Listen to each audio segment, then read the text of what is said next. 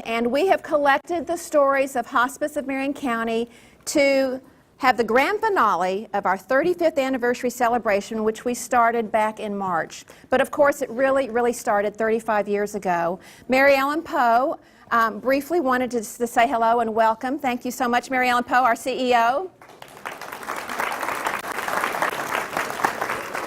Good morning. I'm telling you, this is an exciting day because, you know, all of us within the Hospice of Marion County are so proud of everything that happens, the wonderful work that our staff does, and we want to share that with you. You know, from the previous CEO, Alice Prevett, name on the building, did a wonderful job of growing hospice to an amazing organization.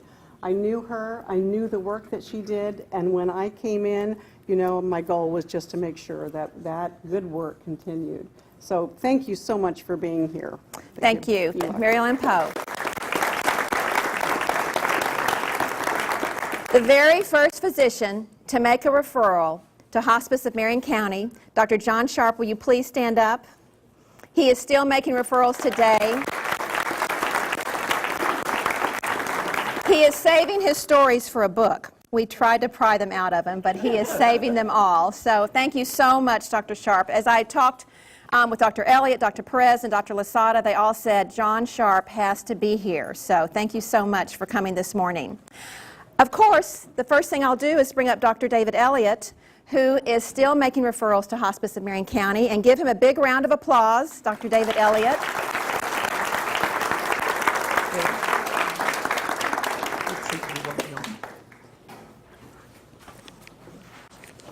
So, tell us about the beginning. Good morning, everyone. Yes, we started what seems like many years ago now. It was actually back in 1981. We finally got hospice on its way. I arrived in Ocala in 1979 and immediately was jumped upon by 4 nurses from the public health department to start a hospice here in Ocala. Well, after about a year and a half of talking and trying to get things together to include nurses, social workers, chaplains, and above all administrators to get it going, it was Dr. Boyson from the health department who administered, got all the paperwork together and got us approved by Medicare to start a hospice. We were meeting almost every other week, and we were meeting in various places. We were meeting in the old health department. We were working all over Ocala, it seemed, with lots and lots of time. Every evening I wasn't getting home till 8, 9 to 10 o'clock at night with all the paperwork and everything that had to be done. We finally got going, and in 1981 we opened our hospice. Our hospice opened. Our original office was above Joyce Lemick's, the tax lady in downtown Ocala. Our first administrator was a complete loss. He recommended that we did not charge for anything, and as a consequence, hospice didn't go too well then. However, we were all volunteers. All of us were volunteers. Let's have a big round of applause for volunteers. Yeah. All the social workers, we utilized the chaplains from all the churches. We did not have our own chaplains. We utilized the chaplains from the local churches as they were in Ocala. We also used social workers from often from the health department, et cetera, et cetera. So we were a very mixed group, but we always stayed together. Once we got rid of that administrator, we had a series of administrators, all of which tried hard, but were not really good at what they were doing. And but we continued to function, and actually function very well. I continued to try and educate the local physicians about what hospice was, because at the beginning, and to some extent still, there is opposition towards hospice.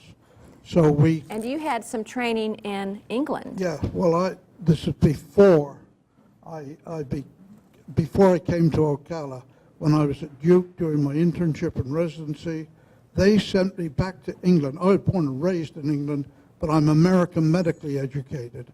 I came here when I was 22 years old. But Duke sent me back to England to do a geriatric fellowship.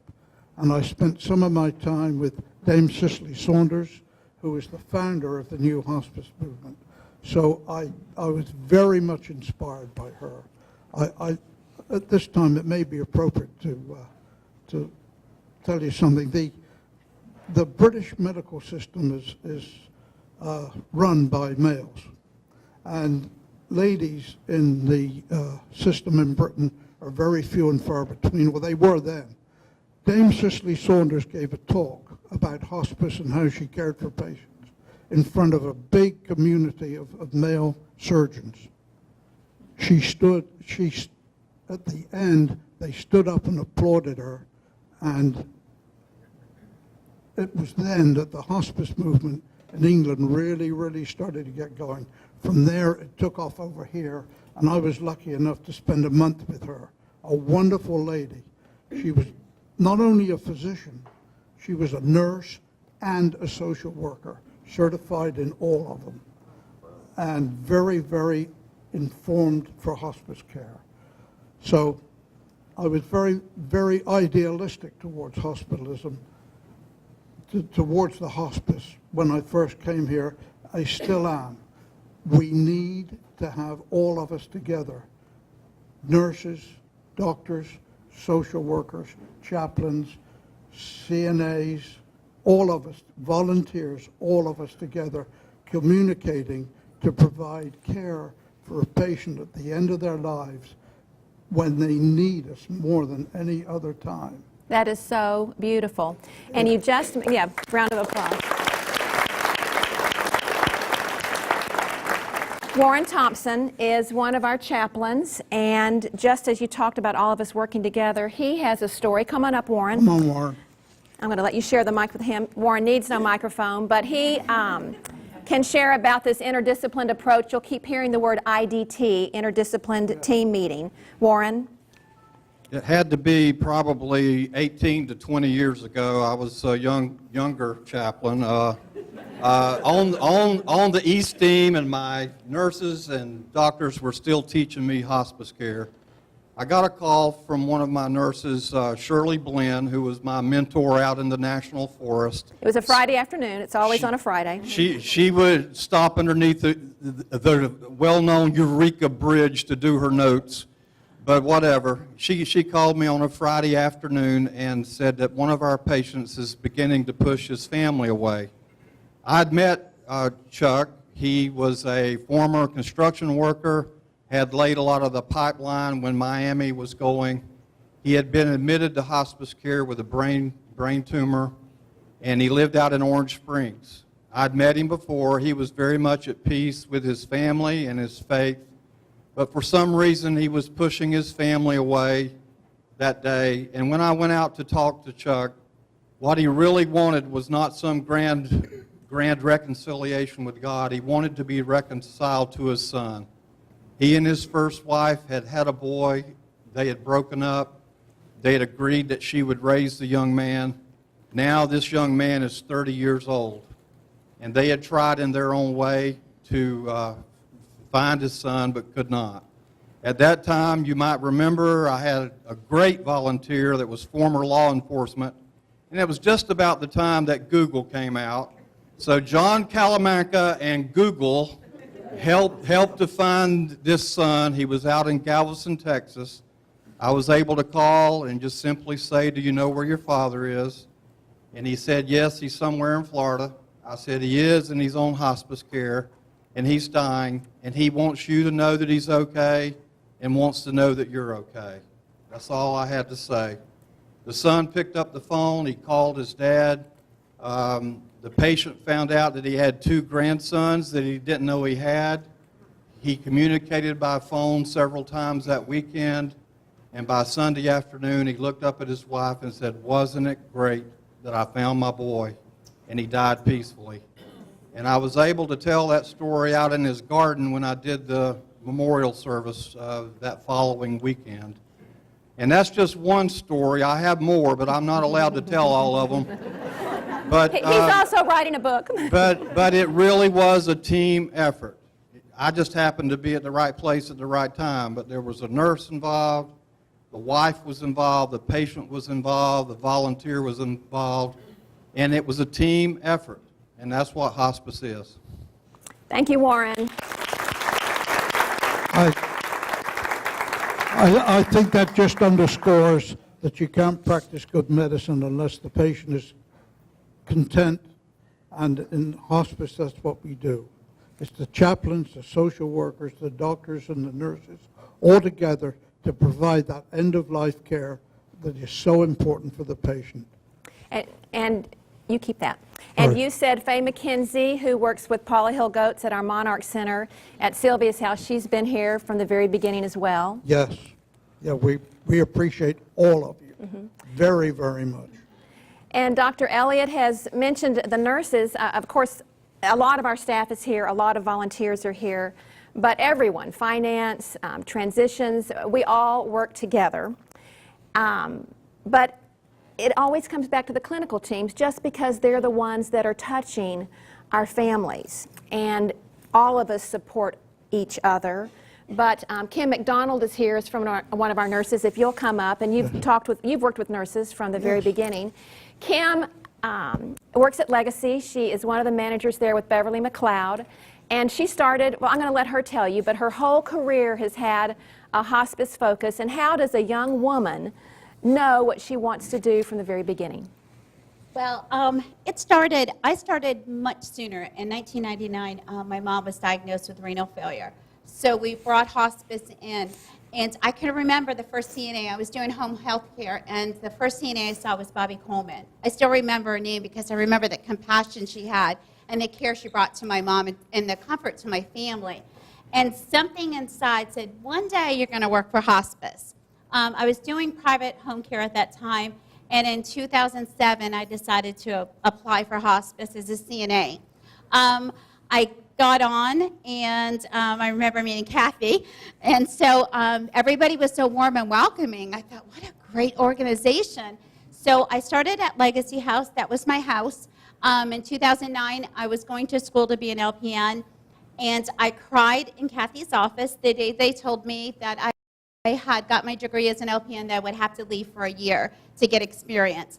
I literally begged Roy, I begged Cheryl, please don't make me leave, but I had to. I left, and it was probably a great year that I needed that experience. I came back, and then I went forward with my RN.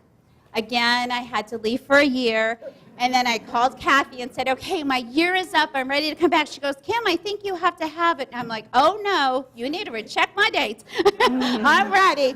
So I came back, and as a CNA at Legacy House, I remember seeing the PFCC's office, because that's what they were called that, and saying, Tell them what a PFCC is. it's a patient, what was it called, a patient? Yes. So I said, one day I am going to sit in that office. One day I'm going to become a PFCC as a CNA, never thinking really what happened. As an RN, I came back, and of course I went back to my house, Legacy House. Ms. Paula was there.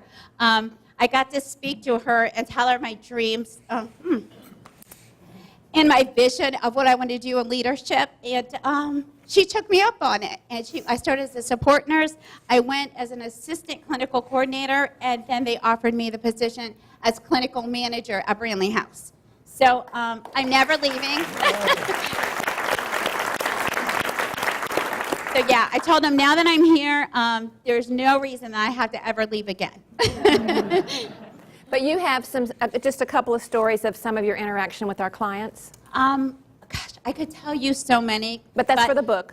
Yes, but there's one of them that sticks out is when I was a CNA at Legacy House, we had a young lady coming in from Estelle's house. She was in her early 30s with 3 babies, and she had a mom that had a faith that was unbelievable.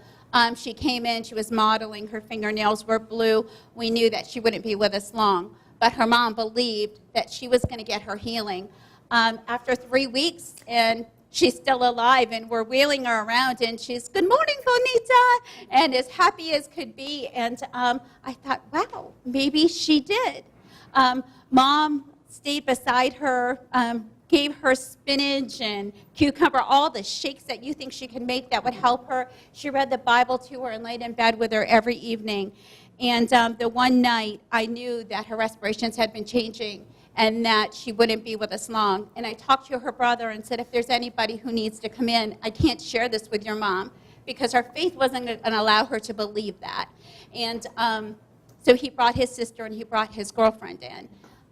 That evening, as we all were in the room together with her, the mom sat at the bedside and prayed and said, God, if you're going to heal my daughter, please let her open her eyes and let me see her. And her eyes remained closed. And then she said, if you're going to take her home, then let her open her eyes and let me see her for the last time. And she opened her eyes and looked at her mom. And then she laid her head back down and she passed. I have to tell you quickly before that, my girlfriend said to me, I was to see her, she said, Kim, when you come pass by the room, she said, what are you doing here at the nurse station? I'm at work. She goes, I thought you were in that room. And I said, no, I haven't been in there. She said, I swore I saw you leaning over, praying with her. And I said, I haven't been in. She goes, come in the room with me. There was no one in the room. And that was the beginning of that evening.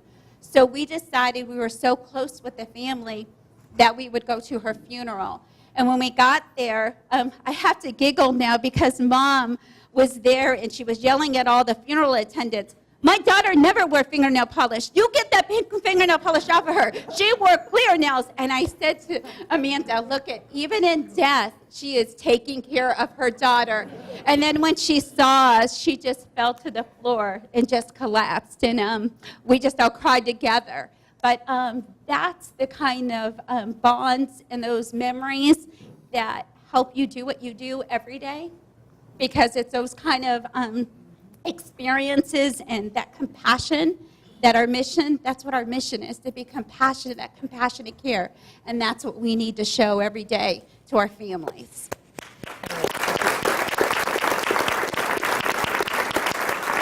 Thank you. Thank you, Kim. Round of applause for Dr. Perez.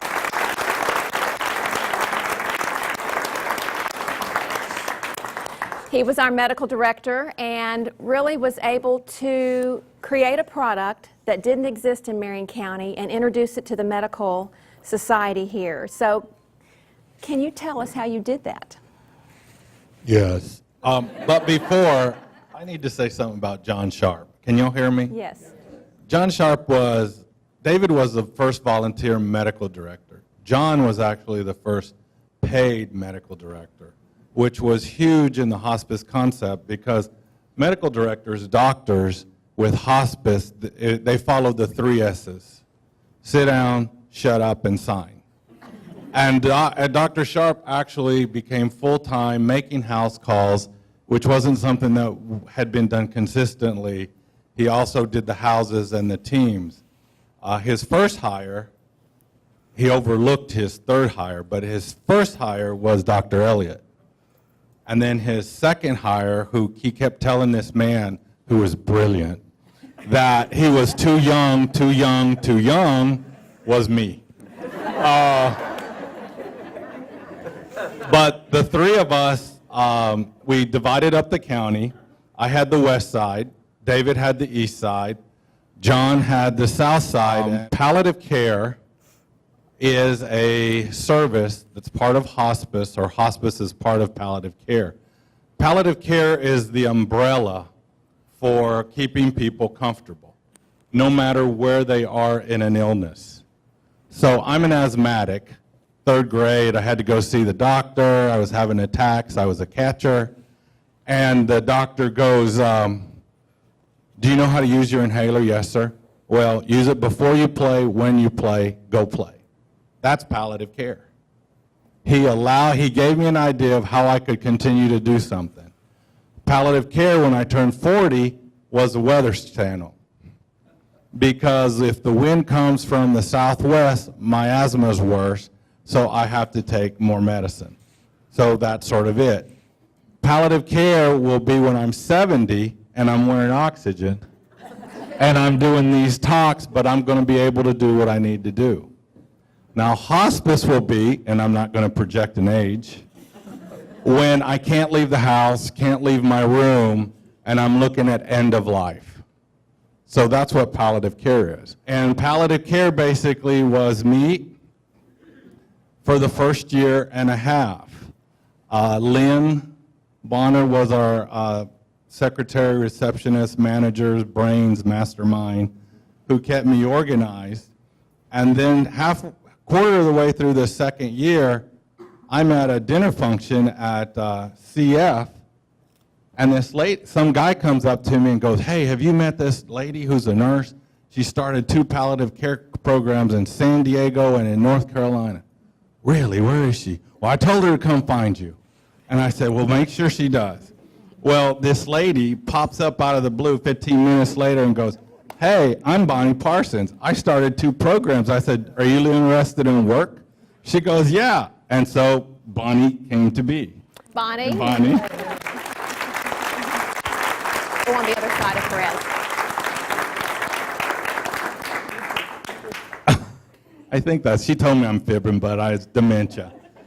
But that's what you can use when you're older, by the way. Yeah, isn't it? Yeah. So, Y'all have to share a mic. At that year, my first year, we had done 70 consults. I did 70 consults, and I had talked to about 300 people.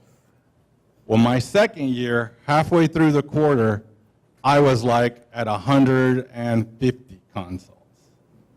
And that's when Bonnie came on. And from then on out, our second year, we finished at 550 consults from 70. The third year was 660. And the fourth year, we were like 990, almost 1,000. We went from talking to 70 people, and by talking to 70 people, it was community outreach. So we went to churches, we went to synagogues, we didn't care the religion, we went to all the animal groups. All the animal groups, owls, eagles, mooses, bulls, whatever, and whatever alphabet you wanted to be, Kiwanis and all that.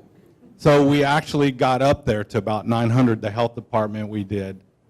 And end of my fourth year, we were up to about 6,000 or 3,000 people we talked to. And you received a national award somewhere along the way? Yes. 2008, we received a National Consensus Award where we got to go up to Washington, D.C. and get it. They actually paid for it. And we received 2 state awards. VHA for Hospital Hero finalists, and then the one award, the lady, what's the name of it? Barbara Janowski. Yeah, Barbara Janowski, which was the first year they ever gave the award. She was Miss Hospice for the state of Florida, and she passed. And they gave it to us, and Mary Lasada just got it last year. Yes. So 2 of us have gotten that.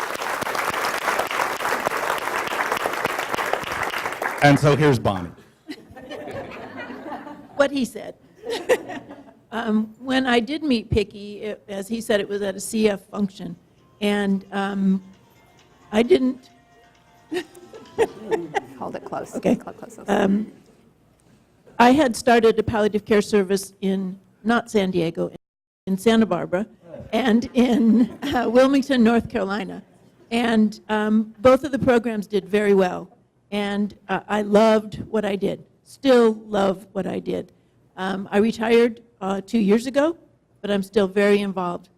This palliative care service is my baby, and I want to see it continue to grow and thrive. And starting the program with Picky was the best experience of my life. That's kind.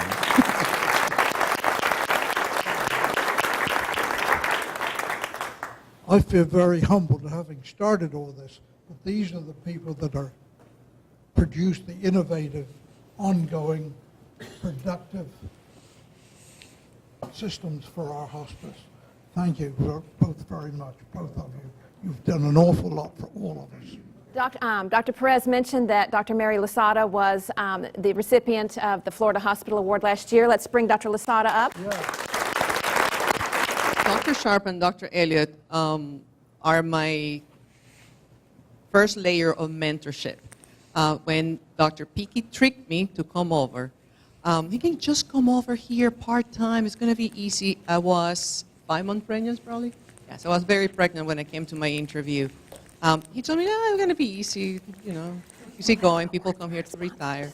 And the reason that he was trying to get me in is because the two masters were retiring at the same time. So it was December, and the division that he made of the county was going to be just in his hands. So here I come.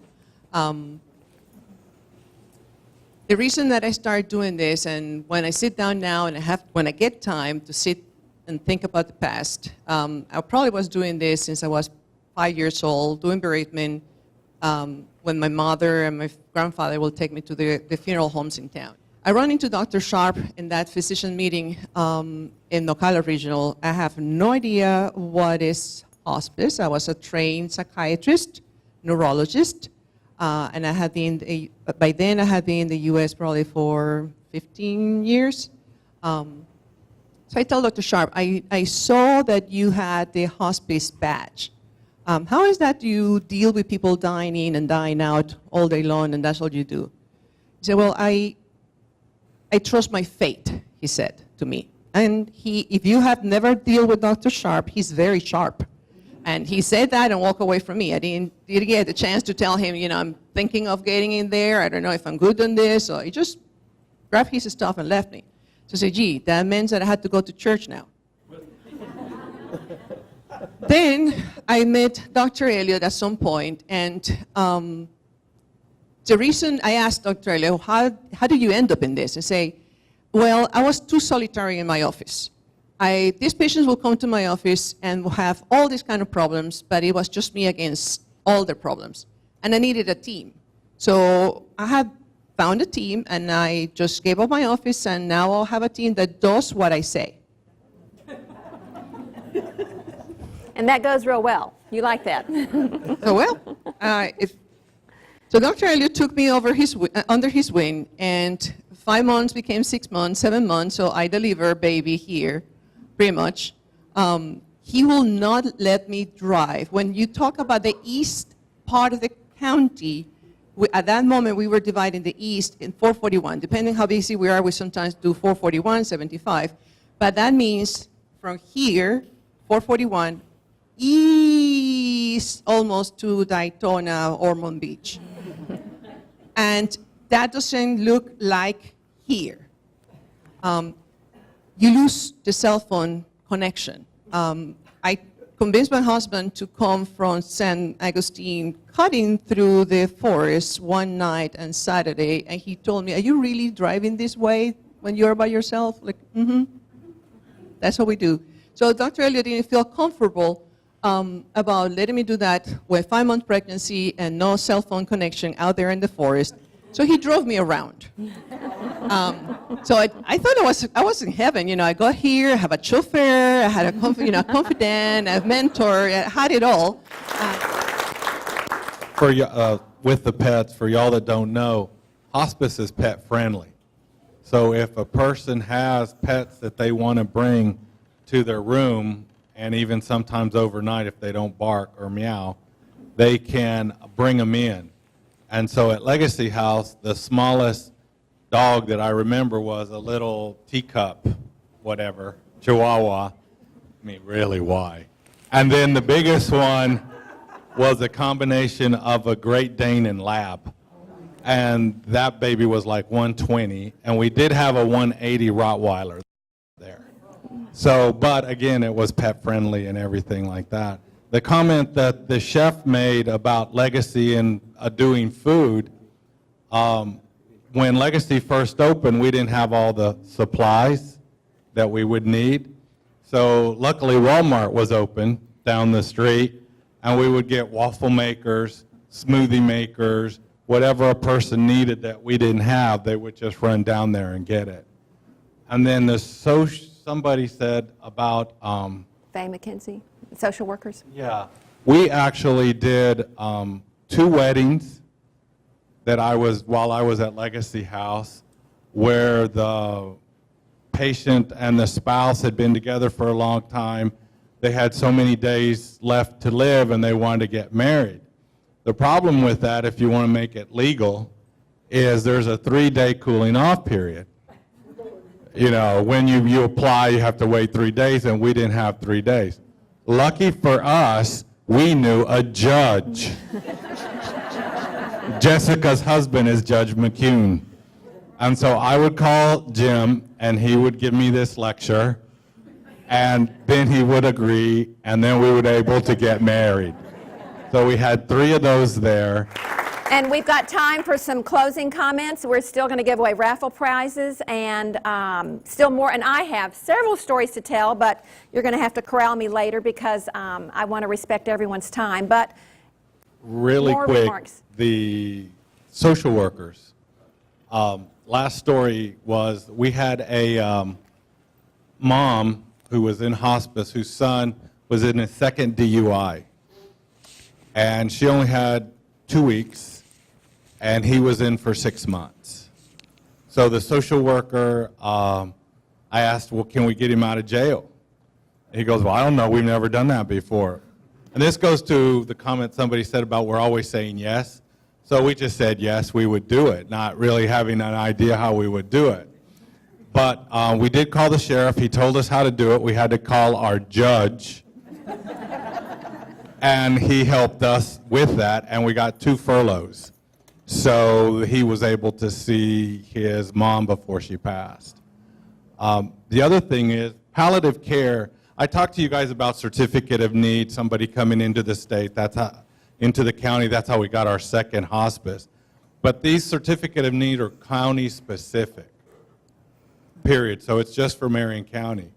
Palliative care, Alice Prevett decided, well, we'll just make it statewide. And because of that, we would go all the way out to Crystal River to see people. We would go all the way down into Deep Lake County. We would go to DeLand and anywhere else. And as palliative care also didn't have an age limit. So we started getting kids from Shands and Arnold Palmer. And so there's a picture up here, and it's a Santa Claus. It's not me, but I did dress as Santa Claus for a 14-year-old who had cancer who lived down in Lake County. And again, that was all sort of coordinated with the social workers and stuff. Even though palliative care was officially only 3 of us, unofficially, we were hospice, so I just wanted to mention. And I'm glad you mentioned the children. We have for gifts for you on a lot of the chairs, and if there's not one on your chair, see me afterwards. But we have artwork from our children that are on note cards. They are beautiful, and they each tell a story. Most often, there will be a story of gratitude and hope. How inspiring that children facing chronic, lifelong, degenerative diseases with art can draw expressions of hope and gratitude. And that is the affirmation that feeds our staff, clinically and our administrative staff. The affirmation that the patients give to us gives us our vision for providing this extraordinary compassionate care. So enjoy those cards and write notes of affirmation to those you love as well. Dr. Lasada, Dr. Elliott, Dr. Sharp, any other comments? I'm in the position to carry on, I guess. So you passing the torch, and I took it, and it is. Sometimes I would like to drop it or hit you in the head with it, but it is my honor and it's my job, my mission, just to keep going with the team, and the team. As we have said, they can always say no, but they then think it twice and will go for the yes. Because it's for the patient. And we couldn't do this without the whole cooperation of everybody. When I just signed a certification for a patient who's bleeding at home, I already sent Beverly to go and get dark towels and dark sheets from the thrift store to take to that house, because that's how it is. We had to take care of every single detail. We only die once, and we had to make the best of that death because we don't have any other chance to do it. So that's why we want everybody to have, you know, your experience, and that is our goal. Everybody has the same right to have that experience with us, and we have to do it every single time. Doesn't matter where they're coming from or where we're coming from, we have to be there for them.